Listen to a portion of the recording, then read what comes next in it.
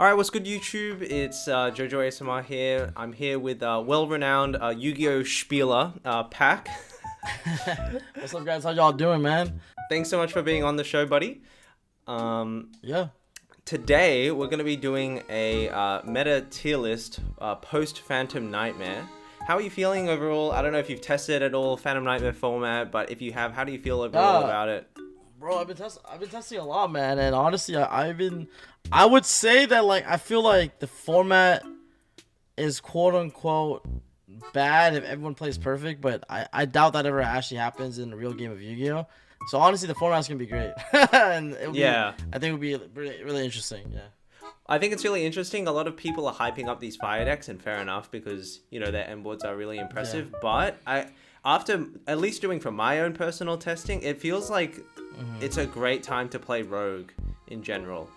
There might be some secret government technology out there, but we'll get into that later. In the meanwhile, as you can see, I've organized the tier list slightly differently than how you would usually see in a lot of these tier list videos.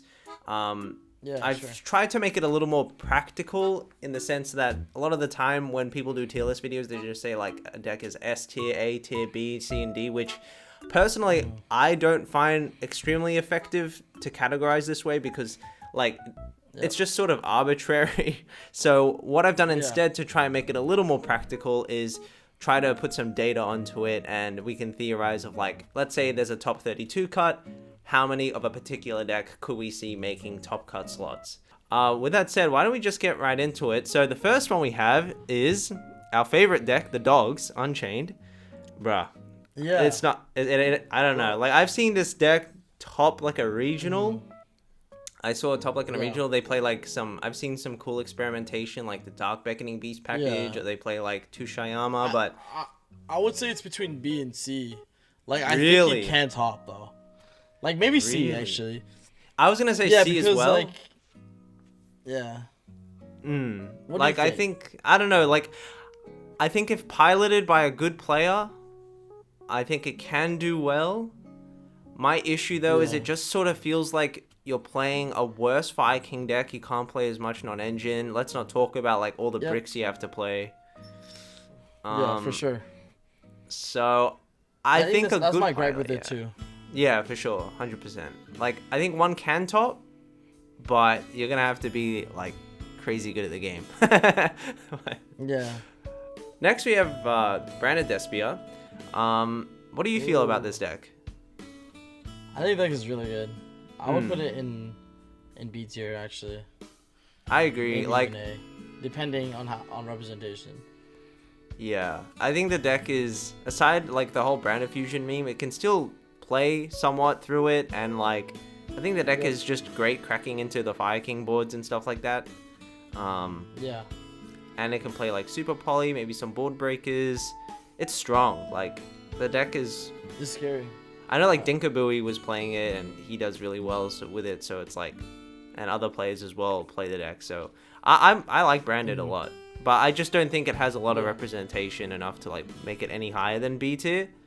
So I could see I could see 2 to 3 I think it's a fan favorite enough where 2 to 3 will top, right? I think it's a fan favorite enough that people play, but I don't know if it will have the high of representation of the majority of the players.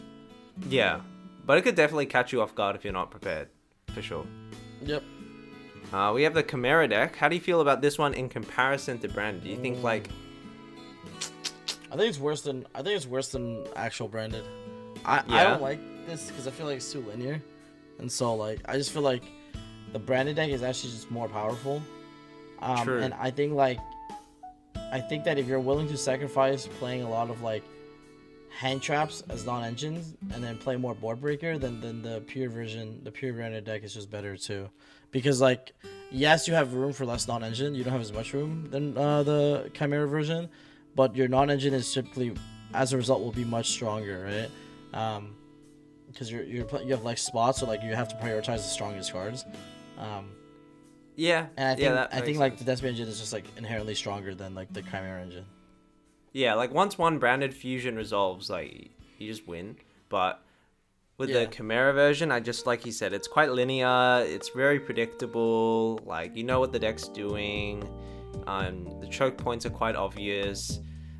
Sometimes if you don't open Ashverse, the branded Despia deck, like it can just still do a lot. So I'll put it. What do you want to put it? What do you think? I want to put it like top of C tier because I think like top of C. Yeah, I'll put it top of C, but no disrespect to the Chimera players. Next we have a deck which I underestimated at the beginning, but is actually quite strong in Centurion. What are your thoughts on it? I'll give you mine after.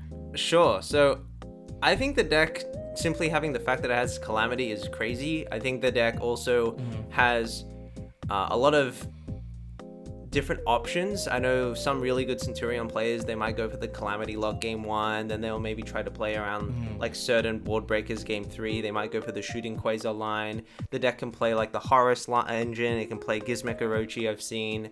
Has a lot of room for non-engine. And I feel like with the Horus cards, and if they play like both Horus cards, they play like Centurion cards, I feel like the deck can also push quite a bit going second. And sometimes it's a bit unpredictable how well your hand traps will fare versus it. And with the most popular hand traps being like Ash Imperm, Veiler, Nib Droll, from what I've seen, I don't know if like it's different from your scene, but sometimes like you need to draw like a double Veiler, double Imperm to stop that deck. Sometimes they normal Chimera, then they still have the field spell anyway, and then it's like it sometimes can be a bit hit or miss when you have hand traps. But as for board breakers, some board breakers obviously can cook it. But what do you think? What are your thoughts? I feel like the deck could be good, but I just don't like how linear it is. I feel like it's so telegraphed what you're gonna do, right? Like your opponent doesn't really need to like have that much game knowledge to like actually beat you. Like, and I think like that's why I personally don't like these type of decks. Like I feel like if you're a good player, you kind of like decks that have a lot of interactions that can allow you to outplay.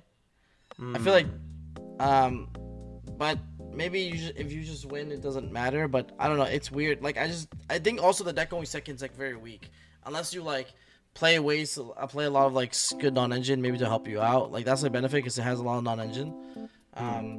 So maybe that's fine. But okay, yeah, interesting. I'm not the biggest fan of the deck, and I don't even think the bonfire actually makes it that much better either. It does help the consistency though. Okay, that's fair enough. Fair enough. Whether or not, the deck does see quite a bit of like representation in top cuts that I've seen from like the previous YCSs. So for that reason alone, and the fact that it can play a lot of non-engine, maybe like a good pilot, I can see 2 to 3 topping. But I think to like make a concession, I'll put it towards like a little bit at the bottom of it. So we'll put it here. Sure. Next we have Spright. You have gigantic Spright. What do you? I don't know, bro. This deck to me doesn't inspire confidence. throw that shit in the D tier. Call it a night. No, I don't know. Like I've seen some people adopt like you have Snatch Steal. You have all these mind controls. Like some people try to adopt a blind second board breaker strategy, but it doesn't seem that good. Nah, it's terrible. Really? Okay. All right. I'll put it on D tier. Personally, I'd put it in C. I think Spright Blue is broken. Spright Blue is broken, but like Spright as a pure deck, hell nah. All right. Next we have Dragon Link. I have very little experience playing this deck, but what are your thoughts about it going into fire format? It's not as good. I think it'll probably be maybe like D, C. Range just because like the non-engine it plays are just not good into like the Fire King deck. Like the and the end, so bad. Yeah, the engine's just and like your end board is not good into Fire Kings too. That's the issue, right? So 100%. There's like a lot of reasons why it just doesn't feel like as a good pick, and it has a lot of garnets, similar to like Unchained, where like you have to play a bunch of garnets for your engine requirements. So it's just not. I wouldn't say it's a solid contender to make top cut. You want to put it at C tier maybe? I kind of want to put it like honestly D.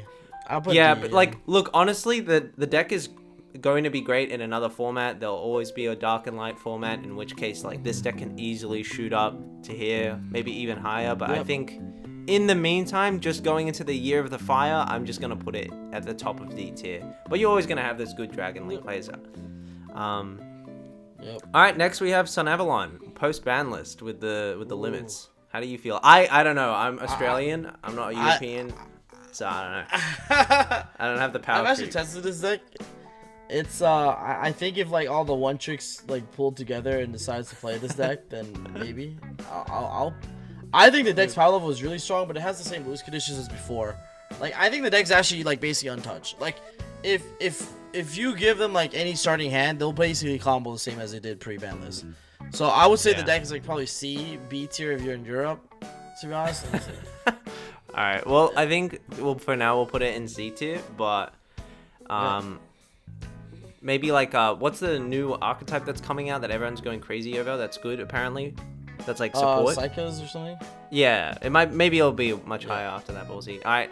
I had to give respect to Gage, and I have to put Marincess somewhere in this tier list. So they lost their only win condition, which was Gozen match. But I'm BMing.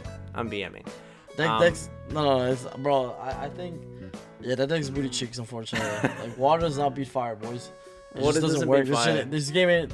It's not Pokemon. You know what I'm saying? Like, there's no elemental advantages to playing water. It's true. So. And I did think like a lot of the time I see this deck win is because of its non-engine, like goes in a lot of the time, or like some nonsense, like. And I think goes in Kraken. Nice. That's Jess's deck, bro. Yeah, it's pretty good. Yeah, I'll put it in D, but I'll be honest. There's this one guy in like Sydney.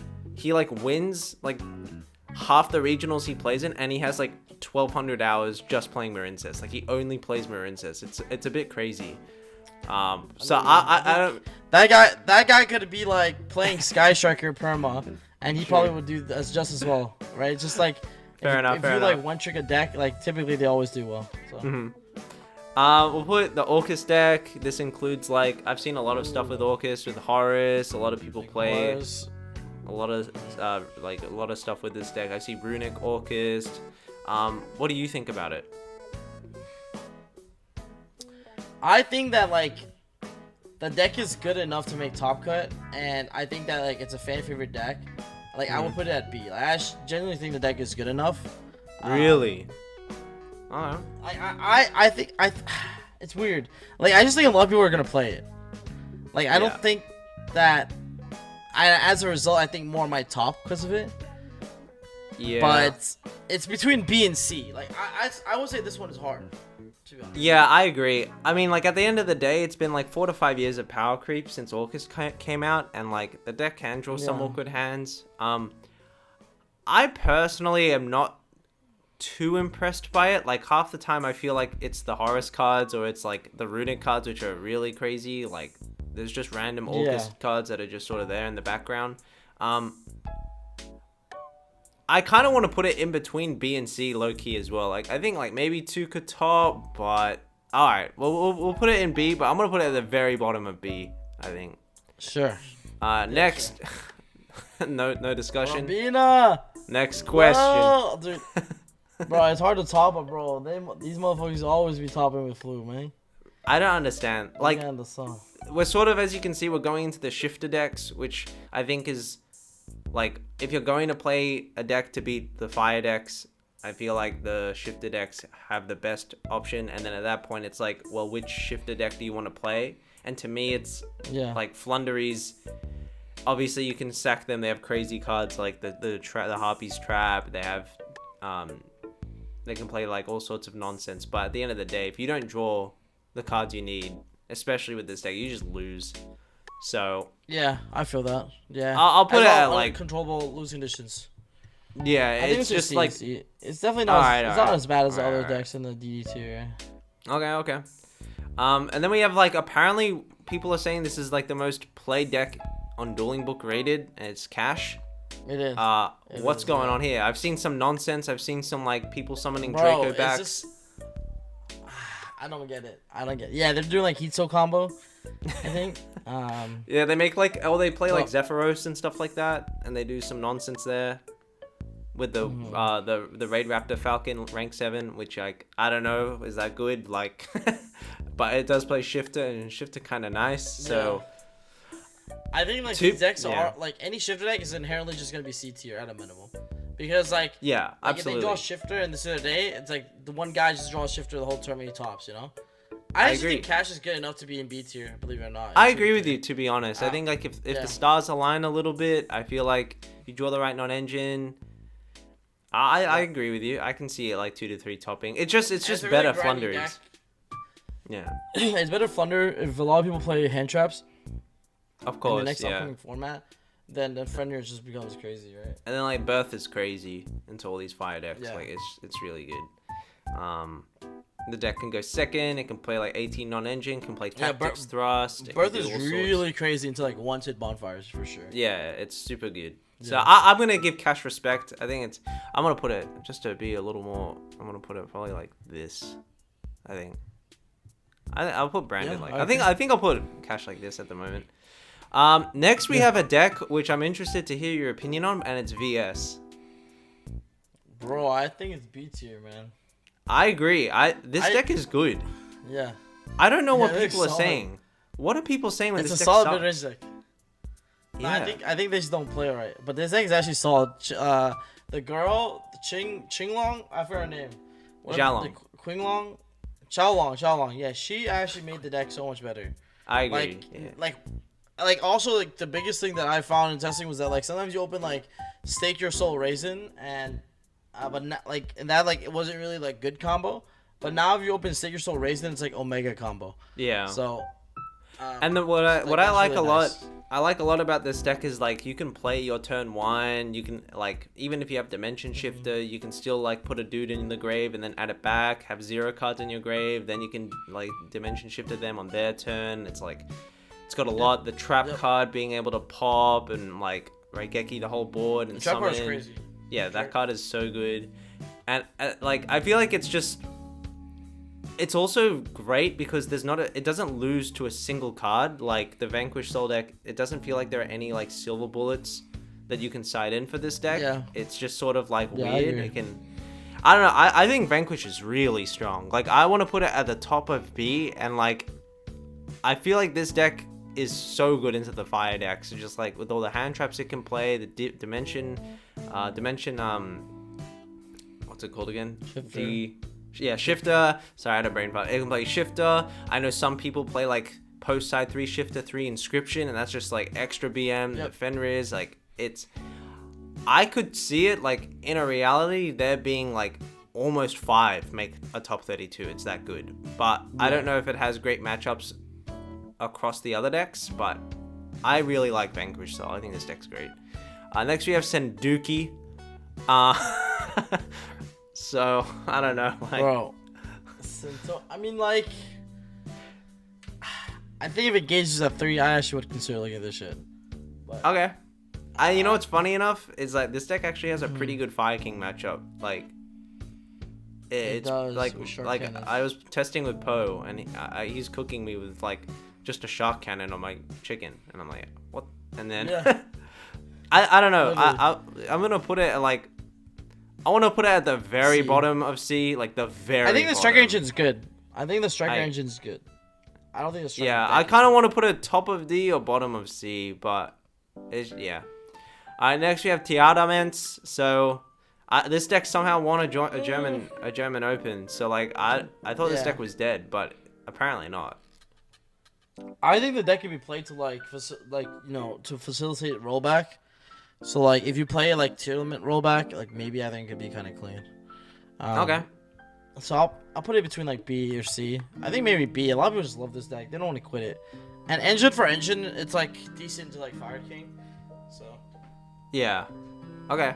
I'll sort of like organize it. I'll put it right in the middle here. I think.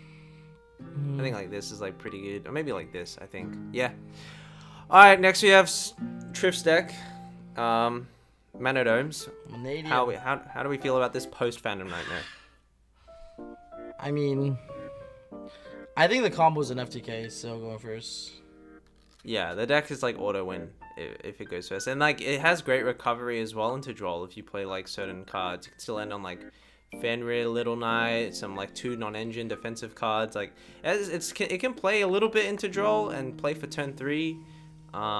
If you don't draw double hand trap, yeah, it definitely can. It can be quite scary. I want to sort of put it at the bottom of A tier, low key. Yeah, I think a lot of players. I can see a lot of players just playing this deck and then doing well with it for sure. Yeah. And you also have like Pat Hoban, who also has been playing this deck a lot. He's got great results. Yeah. I'll put it at bottom of A tier. I think like Sure. the right pilots are really good. How do you feel about the Runick piles going into the Phantom Nightmare deck? So this can like encompass, I guess, like your Runick sprites, your Runick for hire sprites, your. Nah, I don't think they're good at all. Really? Okay. I think Runicks are like good, but I think the issue is that every deck, all the top decks right now have like a lot of really strong recursion. So like you break the board with Runicks, but obviously you can't kill them. Just the fact that you can't kill them means like they get to like try to kill you now. Like they just add their entire, like, you know what I'm saying, like Flameberg. Yeah. Or like Flameberg bringing back like infinite body, stuff like that. Like you just get too many. You just print too many cards. So Yeah. I feel like the Runick engine can't keep up with the constant +5s you're getting. You know. I agree, and I feel like the only real way this deck is winning a lot of the time is like if you're just high rolling, sacking their one-offs. Like you're banishing like a random Garunix or like a random Flamebird or something like that. So I guess we'll put it at like bottom of B tier. What do you reckon? Yeah. I think it's good. Like I still think 2 to 3 like people could top. Yeah, so B2. no disrespect. Yeah. Alright, this is the deck I'm most curious to hear your feedback on, and it's the Cats. Bro, it's the best deck. Yeah, it is. This deck is great. I think this deck is really strong. If people underestimate this deck, I think it can definitely take an event by storm. Like, 100%. The fact that no one's prepping for it now or even ignoring it completely means I think this deck is like the time to play this deck. Like that's the best time to play Purrely when no one cares about it. I agree. There's no Encore, there's no Book of Moon, Book of Eclipse, there's no Spellbound, there's no like lots of people playing less DD Crow. The deck doesn't care. Like the deck just like blanks through half of like the relevant hand traps, like Nibiru. It can play around Imperm, it can play around Vela, it can play around Droll. And like let's not even mention like the cards this deck can side, like Limit or even more BM like Die-Fi I've seen. Like that's cooked. Yeah. Like you Die-Fi a Snake Eye player or like a Fire King player, like GG go next. You pack it up. Like it's just auto win. Yeah. There's Die-Fi, there's what else is it? There's also Dimension Shifter that you could play. Yeah, you can play D-Shifter. Yeah, you can play Shifter. I more like that one when you're like confirmed going second, because like it's a bit easier to play under your own Shifter, because whatever. But I want to put Cats at like A tier, low key, like this. I will too. Yeah. This deck is great. Next we have the Rescue Ace deck. How do you feel? Like, I mean, we're starting to get into the fire decks here. I think it's like the worst fire deck, but I think it can still do well. I'll put it in the A tier. Yeah, I think it's the worst one. The only reason why though is because it has like 4 inherent bricks in the main deck. Like, you gotta play all these like traps for, you know what I'm saying, all these spells, all these traps you gotta set. So 4 or 5 bricks in the main. You don't really want to draw. You don't really want to draw the one-offs. Hard to make a 40 cards. Hard to fit a lot of non-engine. Like. Yep. And then like the one airlifter is actually quite big. Like Droll sometimes can just like cook this deck. Like, so I'll put it at A tier. Just because of lifter at 1. Yeah. And then we have the Labbies. How do we feel about the Labrynth? I haven't really tested a lot versus this deck post Phantom Nightmare, but I'll put it A tier.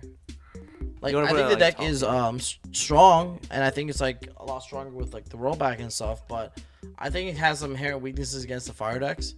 But I think the deck can definitely still do really well when piloted nicely. So the deck it's just a strong engine. Like, just typically like the strongest engine will typically be in like SA tier, and I think it's definitely one of the strongest engines deck wise. Yeah, true. All right, I've saved the best decks for last. So there's this deck called Silent Force or Voiceless Voice or whatever. I swear to gosh, I have like an 0-5 record versus this deck. Like playing like any of the fire decks, it's hard. Yeah, like, it's challenging. This deck's really good. Like this deck's really good. People are just having a mistake playing it right, but the deck's really clean. And I feel like a lot of the hand traps that are popular in this format, this deck can like play around, like Vela Imperm. They always have Cerevis. They might have like they can easily play through it with their Diviner. They can still tribute it off, summon the Novox from the deck, and like if you don't draw non-engine versus deck, like their end board is like unbreakable. I feel like half the time, like it's so strong. Yeah, So the Novox, the Skill Guardian being an Omni Gate for free is like crazy. yeah, and the That's spell, so cool. like, you can't target their stuff, you can't destroy their stuff. The trap is just also amazing. Like, the fact that they can summon, like, the Saurus to hit your Diabell Star is so strong. Like, it can play around Nibiru if it wants. It doesn't have to make, like, the whole Dynamondo stuff. I think this deck is really good. I think this deck is, like, very much an A tier deck. A lot going for it. I agree with that. I'm not sure how good this deck is going second into the Fire King or the Snake Eye deck, but at least like when I lose the die roll versus this deck, I'm shaking in my boots. Like I'm not feeling very confident. Yep. Okay, so now we have the two fire decks. So we have the pure Snake Eye deck, and we have the Fire King Snake Eye deck. So how do you feel? I don't know if you've tested both of these, but if you have, which do you feel has an edge over the other? Which do you prefer? Yeah, I guess. I think it's a trade-off. I think like one is more powerful than the other, but the other one has more non-engine, so it's a little bit more defensive. I think it's just kind of like find your playstyle that you like. I typically lean towards the more non-engine, but I would say that like the Fire King deck is like also like just absurd too. Like I think both these decks are like just really strong because of Ash. Like the fact that deck has access to like being able to normal summon Ash is like so powerful. Like Snake Eye Ash. Sorry. So yeah, Snake Eye Ash is a Yu-Gi-Oh card. I would say it's an S tier just because I think these decks are gonna be the decks that you'll see like top the first event. A lot of people top playing this event, and then like maybe it'll change if people figure out some techs or some choices that beat them, right? I think my biggest concern though with these decks is because like it's so anticipated. People are citing upwards of like 9 to 12 cards for these matchups, especially the Fire Kings. So it will be so interesting to see come like, let's say YCS Vegas, if this deck can still win, even with like the crosshair that it has on its back. So I agree. Because like sometimes you have like Soul Release, or you have like Cosmic, and you have tons of hand traps, and then I don't know. It's gonna be interesting. So I feel like overall we did a pretty good job. This seems pretty accurate to me. I have no qualms with. No, I don't want to dispute anything here. But all right, that looks pretty good. This looks really good. Now we gotta see which deck are we gonna take? You know what I'm saying? That'll be the goo. So, that's gonna be the goo, so but for me, I'll take the poo. But Pac, thank you so much for coming on. Really appreciate it. Yeah, thank you. And thank you all so much for watching. Leave a like if you enjoyed. And until next time, we'll see you on the Flippity Flop. See you guys. All right. Peace. Toodles.